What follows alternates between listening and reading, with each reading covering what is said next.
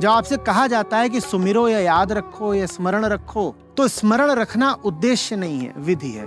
उद्देश्य वो होता है जो प्राप्त किया जा सके। प्राप्त तो ये उद्देश्य किया ही नहीं जा सकता, क्योंकि वो जो है परम तत्व, उसको याद करना संभव ही नहीं है। तो ये उद्देश्य नहीं है उसको याद रखना, उद्देश्य बिल्कुल नहीं है, विधि है। विधि कैसे है? उसको याद करने की कोशिश करोगे तो चुनौती इतनी बड़ी है कि उसी चुनौती से जूझते रह जाओगे। तुम्हारी सारी शक्ति लग जाएगी उसको याद करने में। याद तो उसको तब भी नहीं कर सकते, लेकिन उसको याद करने के प्रयत्न में कम से कम जमीनी गोरख धंधे से तो आजाद हो जाओगे।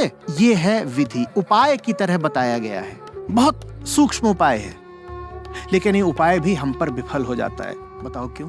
क्योंकि हम कभी उसको पूरी तरह याद करते नहीं, कभी अपनी पूरी शक्ति उसको याद करने में लगाते नहीं। हमारी शक्ति लगी रहती है सांसारिक चीजों को ही पकड़ने में, इन्हीं चीजों को याद रखने में।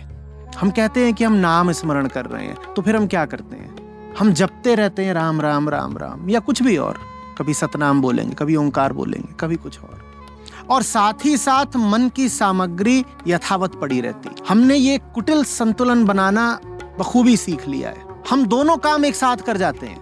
कोई पूछेगा कर क्या रहे हो, तो कहेंगे अभी सुमिरन कर रहे हैं, और वो सुमिरन चल रहा है बहुत ऊपर ऊपर सतह पर। नीचे नीचे क्या चल रहा है? नीचे नीचे यही सब, बाजार की याद, काम की याद, रुपए पैसे की याद, जाने मन की याद, ये सब चल रहे हैं। ये नहीं हट रहे, ऊपर ऊपर उसकी याद, अंदर अंदर तो हमारा अपना संसार है भाई, व्यक्तिगत। इसी को फिर साहब कह गए हैं, हाथ सुमरनी पेट कतरनी पढ़त भागवत गीता।